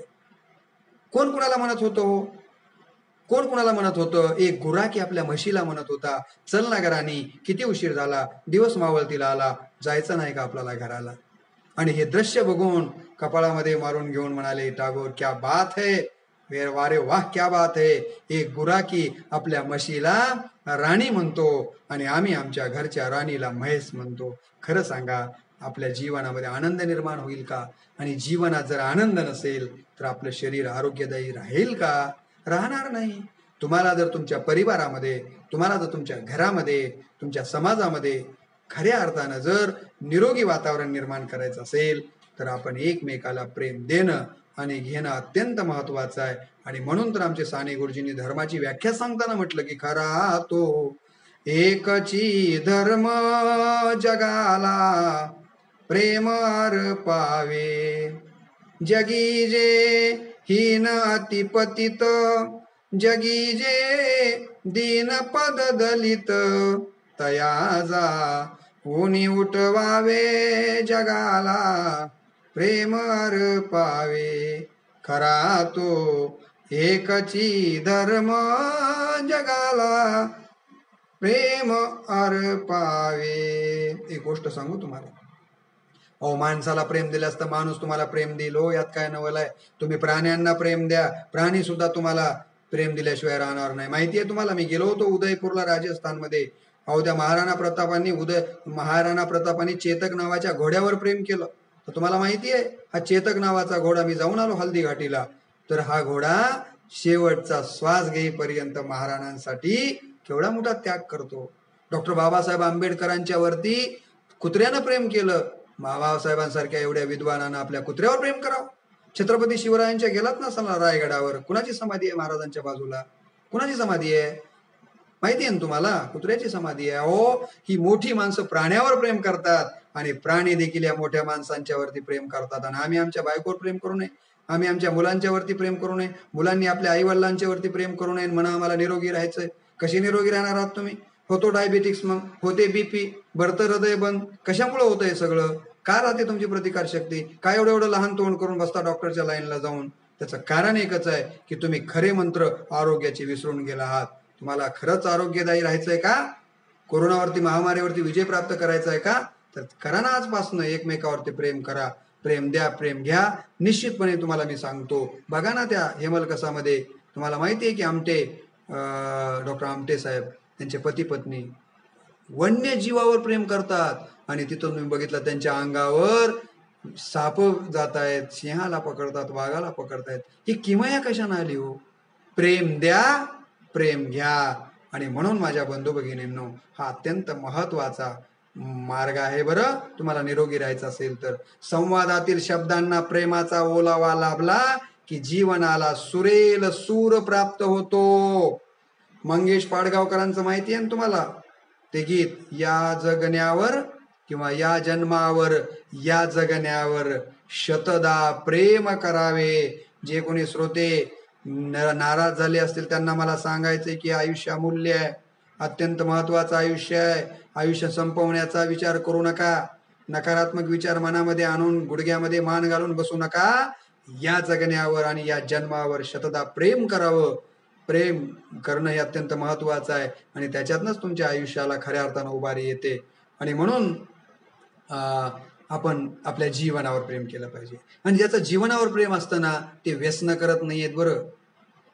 जी माणसं व्यसन करतात त्या माणसांचं त्यांच्या जीवनावर प्रेम नाही, असाच त्याचा अर्थ होतो. ज्या माणसांचं जीवनावर प्रेम असतं ते आत्महत्या करत नाहीत. आणि म्हणून असे विचार, चुकीच्या सवयी आपण आपल्या आयुष्यामध्ये आणू नका. कधी कधी मला या बरीच युवक मंडळी ऐकत असतील तर त्यांना सांगायचं की प्रेम प्रेमभंग झाला म्हणून मरण्याचा विचार करू नका. ते गाणं होतं बघा हिंदीमध्ये, फार सुंदर आशय होता. छोड़ दे सारी दुनिया किसी के लिए, छोड़ दे सारी दुनिया किसी के लिए, ये मुनासिब नहीं आदमी के लिए, छोड़ दे सारी दुनिया किसी के लिए, प्यार से भी जरूरी कई काम है. काय सुंदर आशय आहे. अरे प्रेम प्रेम प्रेम म्हणजे वासनिक प्रेमाच्या संबंधाने बोलतोय. प्रेमाचे अनेक प्रकार आहेत.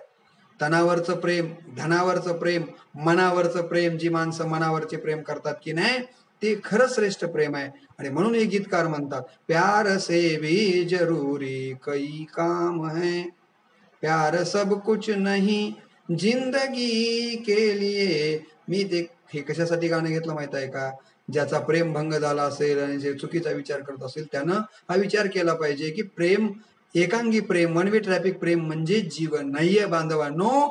तर एक गोष्ट लक्षात घ्या की मनावरती प्रेम करायला आपण मनातनं शिकलं पाहिजे.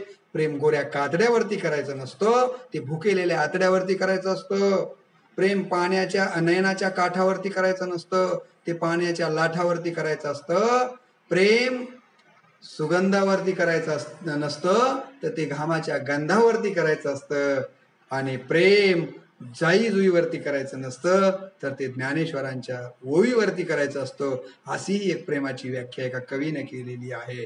आणि म्हणून मला आपल्याला सांगायचंय, प्रेम द्या, प्रेम घ्या निस्वार्थपणे. निश्चितपणे तुमचं मन फ्रेश राहील.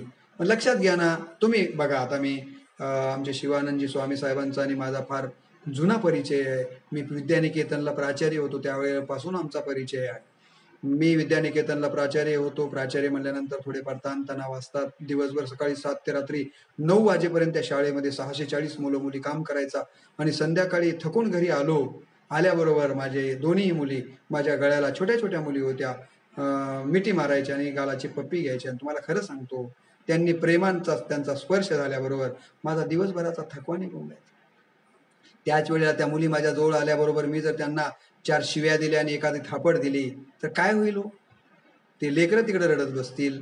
त्यांचं रडणं कर्कश ऐकून मी आधीच थकलेला, माझं मन नाराज होईल. आणि मला सांगा, याच्यातनं मला काय साध्य होणार आहे? मला तुम्हाला हेच सांगायचंय की तुम्ही तुमच्या घरातल्या माणसांच्या वरती रागराग का करतात? त्यापेक्षा प्रेमानं माणसं जवळ येतात. आणि म्हणून प्रेम द्या, प्रेम घ्या हा एक मंत्र YEL मध्ये अत्यंत महत्वाचा आहे. नाहीतर मलाच कसं दुःख, माझ्याच आयुष्यात कसं दुःख येतंय, माझ्याच नशिबाला हे कसं, असं म्हणत बसू नका. म्हणा ना, दुनिया में कितना गम है, मेरा गम कितना. आता कसं खरं सांगू का, मी जर पेटलो तर लय बोलतो, पण आपला वेळ संपून गेलाय. त्यामुळे आता मी काही जास्त आपल्याला यापेक्षा जास्त सांगण्याच्या विचारामध्ये नाहीये. मला आपल्याला शेवटी एवढंच सांगायचं होतं की प्रेम द्या आणि प्रेम घ्यायला देखील निश्चितपणे आपण आपल्या आयुष्यामध्ये शिकलं पाहिजे. त्याच्यातनं देखील आपल्याला निश्चितपणे निरोगी राहता येतं. आणि शेवटचं YEL, टी म्हणजे टेन्शन फ्री लाईफ. टी म्हणजे टेन्शन फ्री लाईफ. तुम्हाला माझ्या बंधू भगिनींनो, तुमचं जर आरोग्य चांगलं ठेवायचं असेल आणि तुम्हाला जर प्रतिकार शक्ती वाढवायची असेल तर एक काम करा, टेन्शन फ्री राहा, तणावमुक्त जीवन जगायला शिका. आजच्या काळच्या धावपळीच्या जीवनात माणसं तणावानग्रस्त झालेली आहेत. म्हणून एक गोष्ट लक्षात ठेवायची, फार साधा आणि सोपा मंत्र आहे. गरिबी आली तर लाजू नका आणि श्रीमंती आली तर, हा एक साधा मंत्र आहे. हा मंत्र आपण आपल्या आयुष्यामध्ये उतरवला पाहिजे. सुखाचे दुःखाचे प्रसंग येतात तर सुखानं फार हुरळून जाऊ नका आणि दुःखानं फार खचून जाऊ नका. संतांनी फार चांगलं सांगितलं हो. खरंच मला अभिमान वाटतो की मी संत साहित्याचा सेवक आहे आणि संत साहित्यावरती माझं जीवापाड प्रेम आहे. मला जी काही उभारी येते ना, मी एखादं छान कीर्तन ऐकलं, प्रवचन ऐकलं की मी रिचार्ज होतो. तुम्हाला सांगतो, लोक म्हणतात ते मुझे पीने का शौक नहीं पीता हूँ. अरे बरं, तुला ते पिता हूँ गम भुलाने को. ऐक ना एखादं चांगलं भाषण, ऐक ना एखादं चांगलं कीर्तन, जातं दुःख निघून. का दारू पिली म्हणजे दुःख जातं का? मला एकच सांगायचं की कशासाठी ताण घेतायत तुम्ही? ताण आलाच ना तर संतांचं साहित्य वाचा. ते म्हणतात, काय म्हणतात, सुख पाहता जवा पाडे, दुःख पर्वता येवडे. एक किंवा गाणे ऐका ना छान. एका गाण्यामध्ये सुंदर सांगितलं, एक धागा सुखाचा 100 धागे दुःखाचे, जर तारी वस्त्र मानवा तुझी आयुष्याचे, एक धागा सुखाचा. लक्षात आलं का?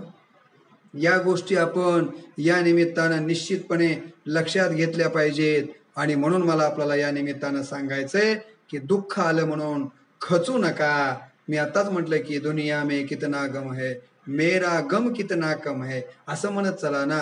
मी परवा वाचलं होतं, 10 किती वर्ष झालं मला आठवत नाही, एका मोठ्या अधिकाऱ्याची, कलेक्टरची का कोणाची तरी बायको, मॅचिंगच काहीतरी चप्पल का काहीतरी मिळाली नाही म्हणून तिने आत्महत्या केली. काय अडचण आहे मला सांगा.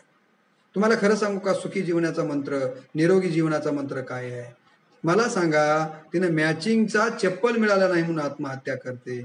तिनं हा विचार केला असता, मला मॅचिंगचा चप्पल मिळाला नाही पण चप्पल तरी मला आहे. दुसरा तर एक माणूस असा दिसतो, एक बाई अशी आहे की तिला चप्पलच नाहीये. अरे जिला चप्पल नाही तिच्याकडे बघा ना. मॅचिंगची नाही म्हणून कशाला टेन्शन घेताय, ताण घेताय.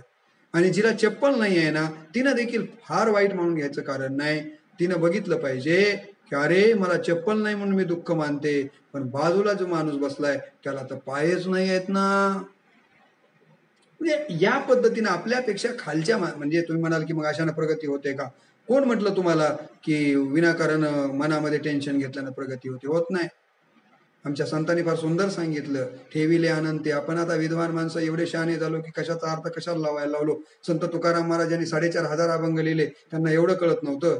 ठेविले अनंते तैसेची राहावे, म्हणजे जसं असाल तसं राहा असं सांगितलं का त्यांनी?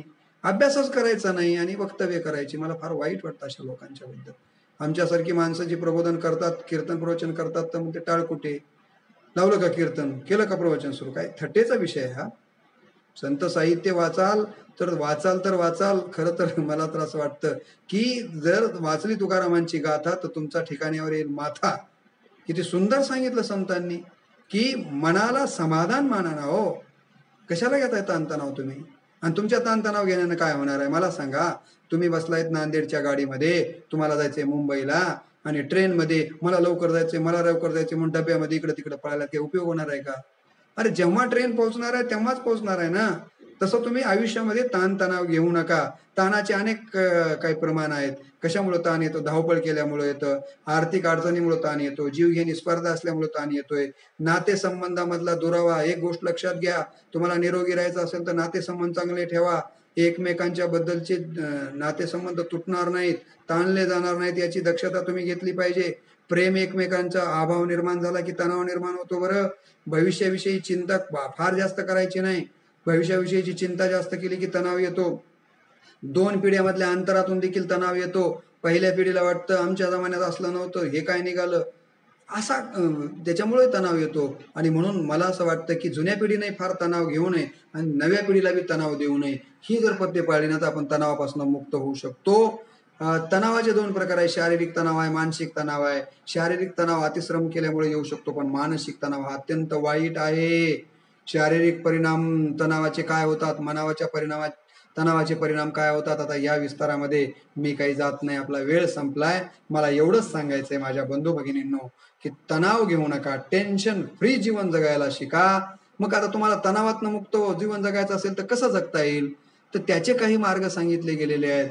तुम्हाला जर तणावापासून मुक्त व्हायचं असेल आणि तुमचं शरीर जर तुम्हाला निरोगी ठेवायचं असेल तर तुम्ही काय केलं पाहिजे तणावमुक्त जीवन जगण्यासाठी? तर आत्ताच मी सांगितल्याप्रमाणे सकारात्मक विचार करा. आवडीच्या गोष्टीमध्ये स्वतःला गुंतवून घ्या. मी तुम्हाला आताच सांगितलं की मला कीर्तन आवडतं, श्रवण करणं, मला भजन श्रवण करणं आवडतं, घेतो मी गुंतवून त्याच्यामध्ये. जे आवडतं ना, पण आवडतं म्हणजे समाजाला धोकादायक असं आवडतं म्हणून करू नका. जे समाजाच्यासाठी, जे समाज मान्य असं आहे ना, त्याच्यामध्ये तुमचं मन गुंतवा ना, तणावापासून तुम्ही मुक्त व्हाल. निसर्ग पर्यटन करा. तुम्ही बघा ना, उन्हाळ्यामधलं तुमचं मन कसं असतं आणि आता श्रावणात म्हणा, याच काळामध्ये मन कसं असतं. सगळीकडची हिरवळ, किती मन प्रसन्न होतं. निसर्गामध्ये, त्या सानिध्यामध्ये जा, निश्चितपणे तुम्ही तणावातनं मुक्त होता की नाही बघा. माझं म्हणणं तरी ऐकून बघा ना. निसर्गामध्ये जा. तुम्ही काय करा, वास्तवाचा स्वीकार करायला शिका.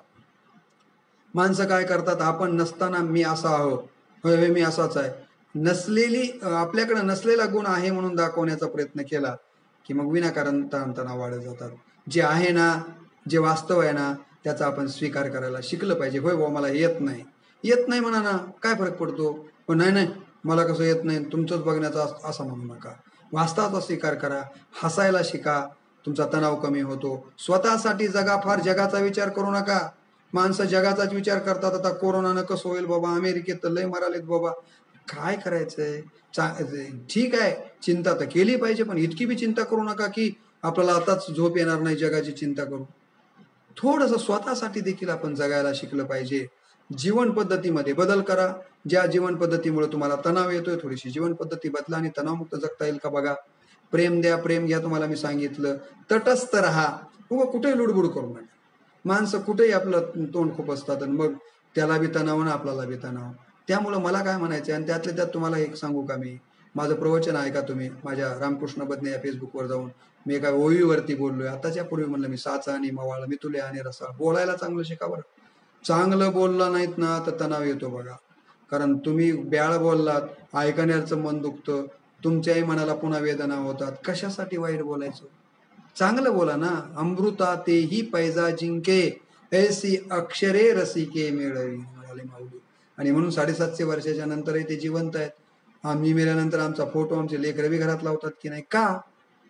करा ना आत्मपरीक्षण. चांगलं बोलायला शिका ना, तटस्थ राहायला शिका. प्राणायाम करा, आसन करा, ध्यान करा, धारणा करा, हे की नाही, विपश्यना करा. कधी कधी कल्पनेमध्ये बी जगायला शिका, काय फरक पडत नाही. तणावापासून व्हायचं असं संगीताच्या सहवासामध्ये जा. या जगामध्ये तणावातनं मुक्त करणारं फार मोठं साधन जर का असेल तर संगीत आहे. आणि त्या संगीताच्या जर सहवासात गेलात ना तुम्ही, तर तुमची तणावमुक्त जीवन तुम्ही व्हाल. आणि तणावमुक्त झालात की तुमच्या मनावरचे जे काही नकारात्मक विचार आहेत ते निघून जातील आणि तुमच्या मनात सकारात्मक ऊर्जा निर्माण होईल आणि इम्युनिटी आपोआप वाढल्याशिवाय राहणार नाही. प्रार्थना करा, तुम्ही कोणत्याही धर्माचे राहा, प्रार्थना फार बळ देते बरं. म्हणून महात्मा गांधी यांच्या आयुष्यामध्ये दररोज 2-3 वेळेस प्रार्थना करायची की नाही. आपल्याकडे देखील आपली खेड्यातली आई असो, शहरातली आई असो, पूर्वीच्या काळामध्ये सकाळ संध्याकाळ प्रार्थना होत्या. अहो, आपण पलंगावर खाली उतरण्याच्या पूर्वी देखील आताही स्वाध्याय बंधू करतात बघा. कराग्रे वसते लक्ष्मी, करमूले सरस्वती, करमध्ये तू गोविंदम, प्रभाते कर दर्शनम. जेवायला बसल्याच्या नंतर मी पब्लिक स्कूलला होतो प्राचार्य म्हणून, अनेक आम्ही प्रार्थना म्हणायला व्हायचो. ओम सहनावतु सहनो भुनक्तु सहवीर्य करवाम वहेम तेजस्विना वदितमस्तु मा विद्महे शावहे. जेवताना प्रार्थना म्हणा. हो, प्रार्थना फार आपल्या, मी तर असं म्हणेल की आत्म्याचं अन्न म्हणजे प्रार्थना आहे असं म्हटलेलं आहे. म्हणून प्रार्थना हे काही मार्ग सांगितलेले आहेत. एक गोष्ट लक्षात घ्या, जास्त तणाव घेतला ना, अधिक तणाव जर वाढला तर त्याच्यातनं नैराश्य येऊ शकतं. त्या नैराश्यातनं अस्वस्थता वाढू शकते आणि अस्वस्थता वाढली, मर्यादेपेक्षा जास्त अस्वस्थता वाढली की हृदय बंद पडतं आणि मग तुम्हाला अकाली हे जग सोडून जावं लागतं. करायचंय का तुम्हाला? लवकर जायचंय का? मग जायचं नाही तर तणाव घेऊ नका ना. तणावातून मुक्त व्हायचं तर तुम्हाला आता सांगितलं ना मी, त्या मार्गांचा वापर करा. HEALT, टेन्शन फ्री लाईफ, आणि एच म्हणजे हॅपी माइंड, आनंदी आरोग्यदायी जीवन जगा. हे मला असं वाटतं की अत्यंत महत्वाचे. मी मुद्दाम तुमच्या समोर मंत्र आरोग्य या शब्दाच्या म्हणून मी तुम्हाला म्हटलं होतं की आरोग्याची वारी करायची म्हणजे काय, तर या मंत्रांचा वापर आपल्या आयुष्यामध्ये निश्चितपणे केला पाहिजे. तुम्हाला माहित असेल की जग जिंकण्याच्या ईर्षेनं सिकंदर झपाटला होता. जग जिंकल्यावर त्याला याचंच दुःख वाटू लागलं की आपण आता काय जिंकायचं. विजयाच्या यशाच्या उन्मादातच तो आपल्या गुरुला भेटायला गेला. त्यानं गुरु डायोजिनिस हे सकाळच्या कोवळ्या उन्हात बसले होते. दिवस थंडीचे असल्याने उन्हाचा उबदारपणा ते आनंदाने आस्वादत होते. सिकंदराने त्यांना आपल्या अफाट सत्तेच्या जोरावर कोणतेही सुखाचे साधन मागण्याची इच्छा व्यक्त करायला सांगितली. त्यावेळेला गुरुनं काय उत्तर दिलं होतं? गुरु म्हणाला होता, माझी सध्या एकच इच्छा आहे, तू माझ्या समोरून उभा आहेस ना, तू बाजूला हो आणि मला कोवळ्या उन्हाचा आनंद घेऊ दे. बघा तुम्ही, मर्यादित इच्छा ठेवा हो, सुखी होतो माणूस. आपण भलत कष्ट अधिक गरजा कमी, मिळेल आरोग्याची हमी. काय म्हणतोय, पुन्हा सांगतो त्या ओळी, कष्ट अधिक करा, गरजा कमी करा आणि बघा तुमचं आरोग्य तुम्हाला मिळतंय की नाही. आपलं कष्ट आहे, कष्टच करायचं नाही, है की नाही, आणि सगळंच आपल्याला हवं आहे. असं होत नसतं बांधवांनो. कष्ट अधिक करायला शिकलं पाहिजे. तुम्हाला आरोग्य मिळाल्याशिवाय राहणार नाही आहे. मी असं म्हणतो की आजच्या काळामध्ये आपण तन आणि मनाच्या आरोग्यापेक्षा धनाला अधिकचं महत्त्व द्यायला लागलो आहोत. धन मिळवण्यासाठी जेवढा वेळ व बुद्धी खर्च करतो तेवढीच जर आपण आरोग्यासाठी वापरली तर निश्चित आपण निरोगी राहू शकतो. आणि म्हणून धनावरचं प्रेम थोडं कमी करा, तनावरचं प्रेम थोडं अधिक वाढवा आणि मनावर देखील अधिकचं प्रेम करा. तुम्ही निरोगी राहू शकता आणि कोरोना या महामारीवरती तुम्हाला विजय प्राप्त करता येतो. सर्वार्थानं आरोग्यपूर्ण असणारा समाज हा सदैव प्रगतीपथावर राहत असतो. आपण आरोग्यदायी असणं हे आपल्या कुटुंब, समाज व देशासाठी उपकारक आहे. आजच्या कोरोनाच्या रोगावरही आपण जर वरील पद्धतीनं मला असं वाटतं मी सांगितलेली ही जी काही हेल्थची व्याख्या आपण आपल्या आयुष्यामध्ये उतरविली आणि त्या दृष्टिकोनातनं जर आपलं जीवनमान आपण बदलविलं तर निश्चितपणे तुम्हाला मी सांगतो की तुम्ही निरोगी राहू शकता. शरीरानं आणि मनानं आणि दोन्ही पद्धतीने जर तुम्ही निरोगी राहिलात तर दुर्दैवानं तुम्हाला कोरोनाची लागण जरी झाली तरी तुमची रोगप्रतिकारक शक्ती इतकी जास्तीची असेल की हा आजार तुमच्यावर फार काही परिणाम करू शकणार नाही. आपण बघितले की अनेक लोक या आजार झाल्याच्या नंतर मला तर असं वाटतंय की मी आता बऱ्याच दिवसापासून अनेक ठिकाणी फिरतोय, कदाचित आजार होऊन गेलाही असेल, अनेक लोकांना आता होऊन जाणारही आहे तो. पण याच्यातनं जर तुम्हाला सही सलामत बाहेर पडायचं असेल तर त्यासाठी तुम्ही निरोगी राहा. निरोगी राहण्यासाठी हे सांगितलेले या मंत्रांची वारी करा. मी वारी हा शब्द मुद्दाम वापरलाय कारण वारी करत असताना त्यामध्ये भक्ती असते, त्यामध्ये श्रद्धा असते, त्यासाठी त्याग असतो. तुम्हालाही जर तुमच्या आयुष्यामध्ये आरोग्य प्राप्त करायचं असेल तर त्या आरोग्यासाठी त्याग करायला शिका. त्या आरोग्यासाठी आपल्या शरीराची भक्ती करायला शिका. निश्चितपणे तुम्ही निरोगी राहू शकाल आणि तुम्ही निरोगी राहिलात तर तुम्हाला कोरोनावरती विजय प्राप्त करता येईल. मला खूप डॉक्टर शिवानंद स्वामी साहेब, डॉक्टर कोंडे साहेबांनी या सगळ्या आयोजकांच्या बद्दल अभिमान वाटला की त्यांनी एक अत्यंत महत्त्वाचा विषय घेऊन या निमित्तानं प्रबोधन आरंभिलं. तुम्ही मोठ्या संख्येनं संपूर्णपणे जवळपास 1.25 तास 1.5 तास होत आला अत्यंत तन्मयतेनं ऐकलात. एवढ्यावरच थांबू नका तर हा व्हिडिओ जे आज ऑनलाईन ऐकण्यासाठी उपस्थित नव्हते त्यांना देखील शेअर करून उपलब्ध करून द्यावा अशा प्रकारची अपेक्षा व्यक्त करतो. माझे मित्र मार्गदर्शक डॉक्टर शिवानंद स्वामी सर आणि त्यांच्या या फेसबुक पेजचे पुनश्च एकदा मनपूर्वक आभार व्यक्त करून आजच मी प्रोफेसर झाल्याबद्दल तुमचा पहिल्याच प्रोफेसरच्या नंतरच्या माझ्या या भाषणाला तुम्ही आशीर्वाद दिलात. त्यामुळं माझ्या आयुष्यातला अत्यंत आनंदाचा क्षण आहे, आनंदाचा क्षण आहे. त्यामुळं तुमच्या सगळ्यांच्या प्रती पुनश्च एकदा मनपूर्वक कृतज्ञता भाव व्यक्त करतो. आणि बोलत असताना थोडासा प्राध्यापक भाषेचा असल्यामुळं जरा जास्तीचं बोललो असेल, वैद्यक क्षेत्राचा नसतानाही बोलण्याची डेअरिंग केली असेल तर त्याबद्दल तुम्ही मला सगळ्यांनी क्षमा करावी अशा प्रकारची अपेक्षा व्यक्त करतो. या मोहनावतीकरांचं माझ्यावर जे जीवापार प्रेम आहे ते प्रेम अशाच प्रकारे सदोदित वृंदिंगत होत राहो आणि ईश्वरानं मला पुढच्याही जन्मामध्ये जर जन्म दिलास तर या मोहनावतीची पुन्हा एकदा सेवा करण्याची संधी प्राप्त व्हावी अशा प्रकारची अपेक्षा व्यक्त करतो. या पेजवर मी जीवापार प्रेम करतो कारण या पेजवर आलेली सगळी माणसं कर्तृत्ववान माणसं आहेत.